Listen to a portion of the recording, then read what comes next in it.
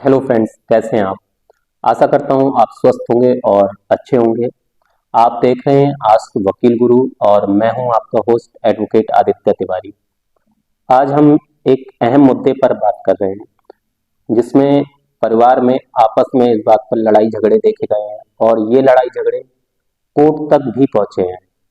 यानी कि ये आपस में इतने बढ़ जाते हैं कि इनकी वजह से व्यक्ति कोर्ट तक पहुंच जाता है, जिससे आपसी मनमुटाव और दूरियां भी बढ़ती हैं और रिश्ते भी टूटते हैं। ऐसे मुद्दे बहुत ही ज़्यादा क्रिटिकल हो जाते हैं जब बात प्रॉपर्टी की आती है। जी हाँ, हम आज यहाँ ऐसे मुद्दे पर बात करने वाले हैं, प्रॉपर्टी की। यानी कि संपत्ति पर किसका परिवार में किस व्यक्ति का कैसा अधिकार होता है या वो उसको कैसे हासिल कर सकता है। कई बार भावनाओं में बह के व्यक्ति अपनी आय के स्रोतों से संपत्ति परिवार के किसी अन्य सदस्य के नाम से खरीद लेता है या अपनी पत्नी के नाम से उसने खरीद ली है।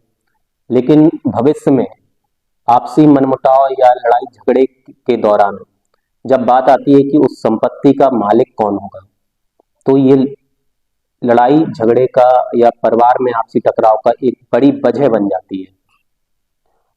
आपसे एक निवेदन है, अगर आपने ये वीडियो हमारा सब्सक्राइब नहीं किया है तो प्लीज़ हमारे चैनल को सब्सक्राइब जरूर करिए और इसको शेयर करिए ताकि अन्य लोगों के पास भी ऐसी जानकारी पहुंचती रहे।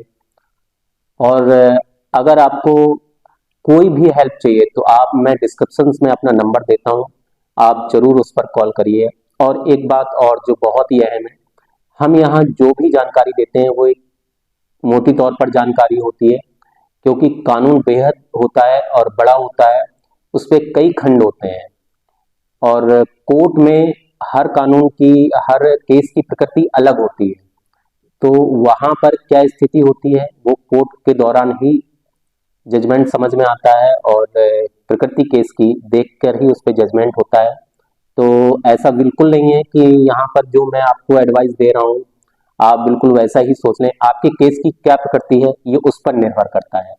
अगर आपको इस तरह से कोई भी समस्या है तो आप हमारे पास आ सकते हैं और हम आपके केस की प्रकृति को समझकर उसको केस फाइल, अगर आप चाहेंगे तो केस फाइल भी करेंगे या आप जो भी सजेशन लेना चाहेंगे वो सजेशन आपको हम प्रोवाइड करेंगे और कोशिश करेंगे कि आपकी समस्या का समाधान हो। चलिए शुरू करते हैं। प्रॉपर्टी में जब बात आती है अधिकार की या मालिकाना हक की, तो ये लड़ाई का और आपसी झगड़े का बहुत बड़ा कारण बनता है। तो हम इससे कैसे निपटें? क्या है ये कानून कि हम प्रॉपर्टी पर आपस में कैसे समझें कि इस पर किसका अधिकार होगा। मान लीजिए किसी व्यक्ति ने अपने ज्ञात आय के स्रोतों से, मेरी बात पर ध्यान दीजिएगा, मैं एक यहाँ पर बहुत ही एक ऐसा वाक्य बोल रहा हूँ जो बहुत ही जरूरी है इस कानून के लिए। ज्ञात आय के स्रोत मीन्स ऐसे स्रोत, ऐसी आय जो आप कानून की नजर में सही है वो आय, यानी कि ब्लैक मनी नहीं है या किसी गलत तरीके से आपने वो आय नहीं कमाई है। ऐसे ज्ञात आय के स्रोतों से आपने अगर कोई प्रॉपर्टी परचेज की है और मान लीजिए उसको आपने अपनी पत्नी के नाम से परचेज कर लिया है, भविष्य में अगर कोई भी ऐसा मुद्दा होता है जिसमें आप उस प्रॉपर्टी को चाहते हैं कि वो आपको उसका मालिकाना हक आपको मिल जाए या कुछ भी आप चाहते हैं, तो कानून इस पर बेहद है कि अगर वो ज्ञात आय के स्रोत से आपने परचेज की है तो उस पर मालिकाना हक भी आपका ही होगा, यानी कि उस व्यक्ति का होगा जिसने वो अपनी ज्ञात आय के स्रोतों से उस संपत्ति को खरीदा है।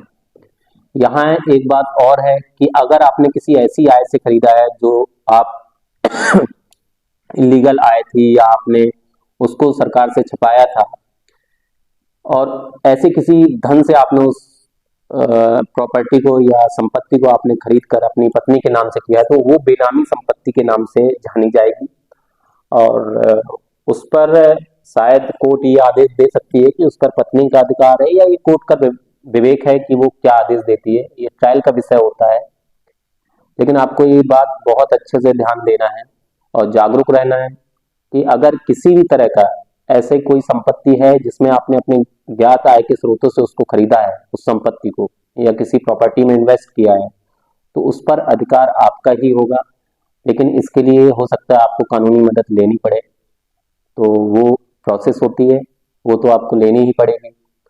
और अगर आपको किसी भी तरह की मदद की ज़रूरत हो तो आप हमसे संपर्क कर सकते हैं। धन्यवाद।